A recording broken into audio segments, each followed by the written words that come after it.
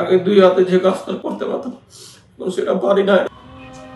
তুষার মৃধা টকবগে এক যুবক 2019 সালে মাস্টার্স কমপ্লিট করার পর 2021 সালে চাকরি হয় মিউচুয়াল ট্রাস্ট ব্যাংকে। স্বপ্ন দেখতে শুরু করে নতুন করে। একই সালে মার্চের 1 তারিখে রাজধানীর ফুলবাড়িয়া শাখায় যোগদান করেন তিনি। দিনকাল বেশ ভালোই চলছিল। পরিবার থেকে আসে বিয়ের চাপ, এরপর বিয়ে শাদীও হয়। বিয়ের 8 দিন পর হঠাৎ মাথা ব্যথা ও বমি নিয়ে হাসপাতালে ভর্তি হন। এরপর আর সুস্থ হয়ে বাড়ি ফিরেনি। ছেলেকে সুস্থ করার জন্য কতজনের কাছে হাত পেতেছেন বৃদ্ধ বাবা, কিন্তু সহায়তা মেলেনি। কেউ যদি আমার ছেলেকে একটা চাকরি ব্যবস্থা করে দিত তাহলে আমি তাদের কাছে কৃতজ্ঞ থাকতাম, বা আমি একটু আল্লাহ কাছে শেষ করে হাত তুলে দোয়া করতাম যে আমার ছেলেটা একটা চাকরি করে বেঁচে আছে। যখন মানুষ প্রতিবন্ধী বলে, অচল বলে, নিজের কথা কষ্ট লাগে। অনেক সুন্দর ক্যারিয়ার নিয়ে পড়াশোনা করছি, আমি মাস্টার্স পাস করছি, ব্যাংকে চাকরি করছি, সুন্দর মতো জীবনযাপন করতাম। স্বপ্ন ছিল বিয়ে করছি, সুখে শান্তিতে জীবনযাপন করব। আমি স্টক করার প্রায় 1.5 বছর পর আমার বউ আবার চলে গেছে, কারণ বিয়ের 8 দিন মাথায় আমার এই ঘটনা করছে। বউ চলে যাওয়ার পর মায়ের সেবা করছে। আমি 2019 সালে ফেব্রুয়ারি মাসে 12 তারিখে বিয়ে করছি। বিয়ে করার 8 দিন পর আমার শ্বশুর বাড়ি গেছি। সেদিন আমার মাথা ব্যথা বমি ছিল, সাথে সাথে আমি আমার বাসায় ব্যাক করার পর অজ্ঞান হয়ে গেছি সারা রাত। অজ্ঞান হওয়ার পর পরবর্তী দিন শাহজাহানপুর ইসলামী ব্যাংক হসপিটালে ভর্তি করছে আমার বাবা। ভর্তি করার পর আমার জ্ঞান ফিরছে পরের দিন বিকালবেলা। কিন্তু বিকালবেলা জ্ঞান ফেরার পর আমার হাত পাও জ্বলা শুরু গেছে, কিন্তু মাথা ব্যথা আমার টোটালি ভালো হয়নি। কিন্তু তারা অলরেডি 30,000 টাকা বিল উঠাই ফেলছে। তো চিন্তা করছি, রিসেন্টলি বিয়ে করছি, প্রায় 2-3 লাখ টাকা খরচ গেছে। আমরা মধ্যবিত্ত পরিবার। পরে এই করে পরে একটা টেস্ট নিয়েছে আমার, মানে মেরুদণ্ড থেকে ক্যালসিয়াম টেস্ট করছে, কিন্তু ক্যালসিয়াম টেস্ট করার পর তারা কিছুই ধরা পড়েনি। তারা আইডিয়া করতেছিল যে হয়তো কিছু হইতে পারে, কিন্তু সে এখান থেকে যে তারা ভুল চিকিৎসা করে সেটা তারা বলতেছে না। 21 ফেব্রুয়ারি বন্ধের কারণে মানে ডাক্তার আসবে না, তারা চিকিৎসা চালু করতে পারতেছে না, কিন্তু তারা নার্স দিয়েই চিকিৎসা করাইতেছে। ফোনে যোগাযোগ করে এটা তো এরপরে তারা বিল উঠাইতেছে। বিল উঠানোর পর আমার হাত পা জ্বলা কমেনি, মাথা ব্যথা কমেনি। তার ইঞ্জেকশনের মাধ্যমে ক্ষণিকের জন্য।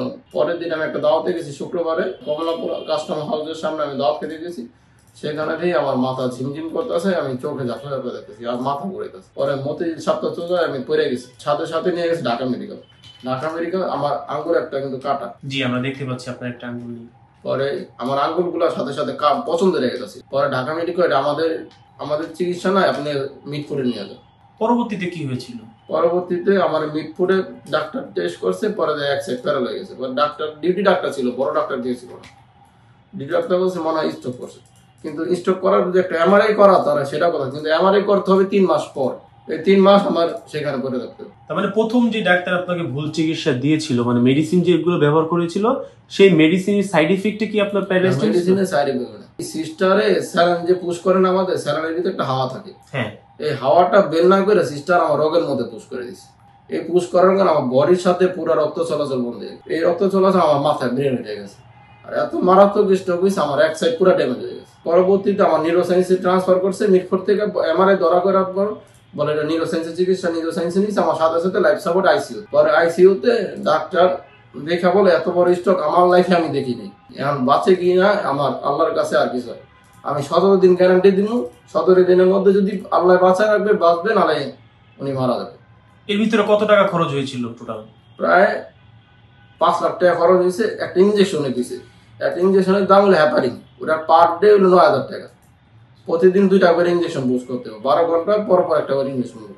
17 দিন দিলে উনি বাঁচবে, যদি আল্লাহ রাখে উনি বাঁচবে, আল্লাহ না রাখে উনি মারা যাবে। 17 দিন হ্যাপারিন খরচ করার মতো যদি দায়িত্ব থাকে আপনারা করবেন, না করেন আমাদের কিছু করার নেই। সংসার চালতে আমার হিমশিম খাচ্ছে। ছেলের পিছিয়ে সম্পূর্ণ টাকা পয়সা খরচ করে আমি এখন সর্বহারা।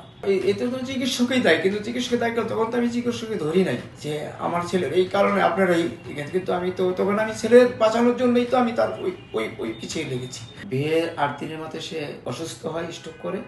তার প্রায় বছরখানিক পরে সে চলে যায়। পরে ডাক্তারের পরামর্শে প্রায় 3 বছর পরে আমি তাকে একটা বিয়ে করাই।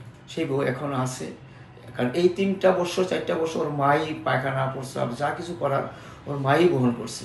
তা আমি কতদিন, আমি তো আজকে মরলে কালকে দেখবো না। সেজন্য এই ডাক্তারের পরামর্শে বিয়েটা করাই। বিয়েটা বউ খুব ভালো, আল্লাহর রহমতে আপনাকে দোয়ায় বউ মানে তার সেবা যত্নটা করতেছে। যে আমাদের সেবা আর বউর সেবা এক না। এই দ্বিতীয় বউ? হ্যাঁ, দ্বিতীয় বউ। আশেপাশের পরিবেশ থেকে বা সমাজ থেকে নানান ধরনের কটূক্তি কথা শুনতে হয়। আপনার কি এরকম কোনো সম্মুখীন হয়েছে? হয়েছিলাম, নিউরোসেন্সে গেছিলাম, যাওয়ার পরে তার একটা ফাইল ছিল, ফাইলটা যখন গেলাম সেটা হলো মালিবাগ শাখা। তখন গেটে দাঁড়ান বলতেছে আপনারা কোথায় যাচ্ছেন এই প্রতিবন্ধীকে নিয়ে। আমি তাকে বললাম দেখেন আমার ছেলে কোনো জন্ম প্রতিবন্ধী না, সে মিউচুয়াল ট্রাস্ট ব্যাংকে চাকরি করছে। আপনার পরিবারের পাশে দাঁড়ানোর জন্য আপনার কি প্রয়োজন? আমার যে কোনো একটা জব দরকার, কিন্তু এক আধা করার মতো যে কোনো একটা জব দরকার। যেমন কম্পিউটারের বেসিক যে কোনো চাকরি আমার যোগ্যতা অনুযায়ী তারা দেখে আমার নেবে, সেটার জন্য যে কোনো জব হইলে আমার চলবে। আর আর্থিকভাবে পারলে যদি কিছু সহযোগিতা করার চেষ্টা করে সেটা করতে পারে।